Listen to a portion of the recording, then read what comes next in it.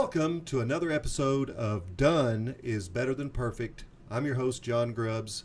Welcome to the show.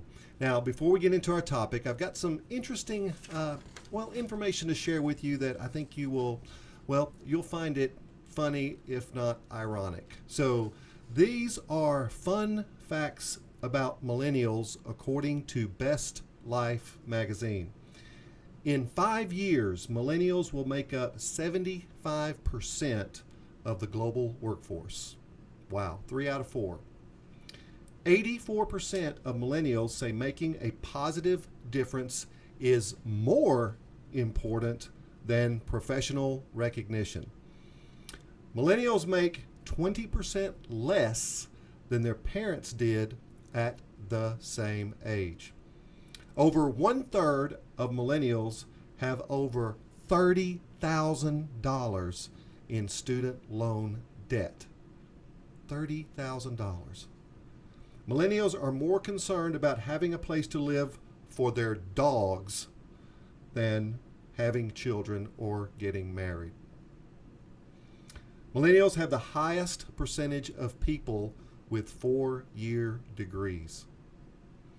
And millennials are not having babies. The birth rate for women in their 20s dropped 15% between 2007 and 2012. What do you think about that? All right, welcome to the show. This show is about negotiation. Now, this show is level 1. I'm going to follow up with level 2 and 3 in other shows. So subscribe and ring the bell to be notified when those shows are dropped. So today's topic is how to negotiate. And the reason this show is being brought to you today is several viewers have asked me how to become better at negotiating. And you can thank two people for this show. I have studied the work of both Chris Voss and Bob Gibson for this show. I've combined the concepts from both experts to help make you a better negotiator. So, the first question is, why negotiate? Why should I even negotiate in life? Why should I go through the stress of being a negotiator? Well, get this. Companies leave millions of dollars on the table each year when all they have to do is ask. People, individuals, consumers, just like us, leave thousands of dollars on the table each year when all they had to do is ask. So, why don't we ask? Here's an example. I went to a local department store to pick up something for my wife today. And as I was walking through the store, a really sharp leather jacket caught my eye. And it just so happens that I need a light jacket for the fall, so I decided to buy this jacket. And, we should always negotiate. I was very kind to the person at the cash register and asked if there's a store discount. Most stores, by the way, allow for between 10 and 20% discounts if they are just asked for. So I asked for a 20% discount, and she gave me 10% just for asking. Boom, a win-win. Now, what makes a good negotiator? There are 3 things that I want you to remember from today's show that will help you be a better negotiator in life. 3 things that will change the way you view negotiating in all facets of your life.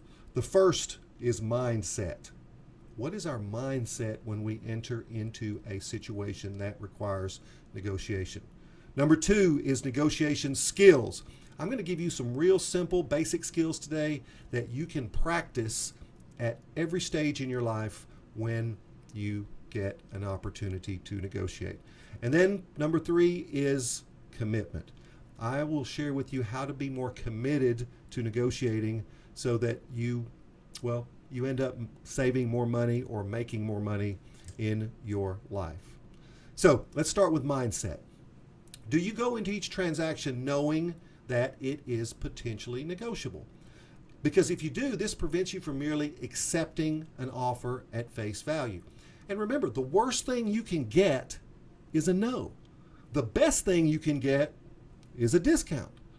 So let's talk about some negotiation skills that you can develop.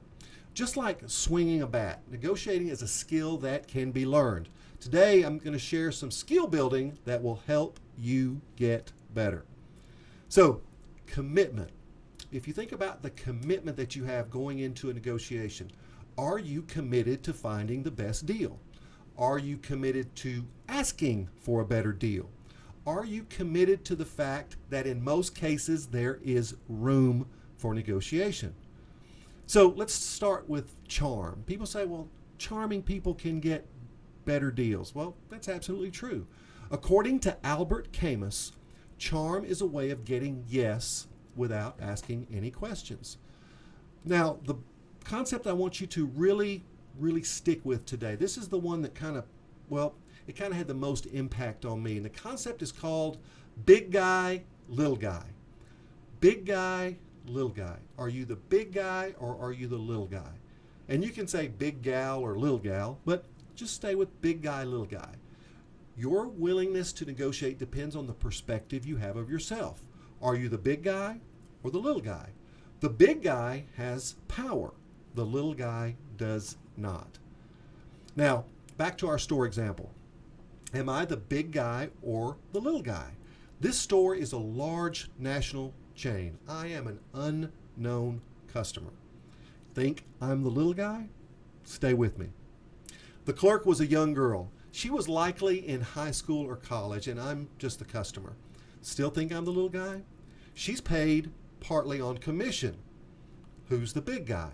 Me or her? Now, I want to preface all of this negotiation by making something really clearly known to each viewer of this show. The first thing I want you to know is I was kind. If you default to kindness, negotiation is something that can be beautiful. She wanted the sale, I wanted the jacket. She knew I came for something else and saw the jacket. I positioned myself as the big guy by saying, I didn't really come here to get this, and acted real skeptical about my purpose. And one of the things that I think is most powerful about negotiation is the use of flinching. People say, what is flinching? Well, when I saw the price of the jacket, I made a visible flinch. This is a flinch. That's a flinch. Flinching is a very important body language in negotiation. Why? Because it plants the seed of doubt in the other person regarding the deal. I'm not sure I want to buy this jacket at this price. So it immediately positions me as the big guy, and in this case, her as the little guy. Now, another question about big guy, little guy is who needs the transaction most? When I flinched, she saw my reservation. My reservation made me the big guy in this transaction. Now, here's another skill building tool that you can use in negotiating. She asked me if I was ready to check out, and I said nothing and just kept looking. Let the silence do the heavy lifting. The silence made me the big guy. To be good in negotiation, you must get comfortable with silence. Most humans are not comfortable with silence, but silence is magic in negotiation. Now, success often comes from knowing the transaction is always a game. Every time you go into a transaction, know that it's a game.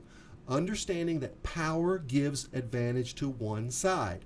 The big guy is always going to have power in the negotiation.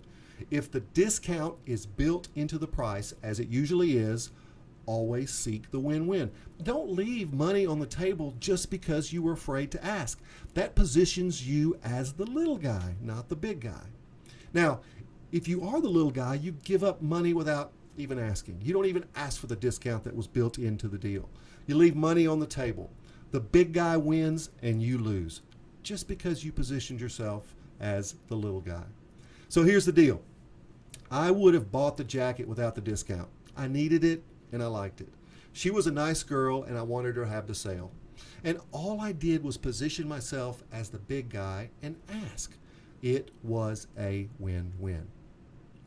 So remember, most transactions have a built-in discount that merely needs to be asked for. Don't leave that discount on the table. If you are kind, the other side wants to give you the discount. And assume the discount is available instead of the opposite. Don't go into a transaction assuming that there is no discount. Assume the discount is available. If there's no discount available and you want the jacket, it's still a win-win because you asked the right way. Now, have the mindset of a negotiator. You're the big guy, they're the little guy. Practice the skills. Be kind. Flinch. Ooh. Use silence. And ask for the discount. Make a commitment to yourself. I will stop leaving money on the table. I will ask the right way. I will always seek a win-win. And most of all, I will stop being the little guy in negotiations. Share this video with those you love. Share it on social media. Together, we can make the world a smarter place, one video at a time. Now, if you enjoyed the show, make a comment below. I would love to hear your thoughts. I guarantee this video will put hundreds, if not thousands of dollars in your pocket. Subscribe to this channel, slam the bell, and always, always remember, this show is for recovering perfectionists. This show is for those people that live with the guilt and shame of not living up to our own idea of perfection. This show is meant to remind us that done is better than perfect. I'll see you next time.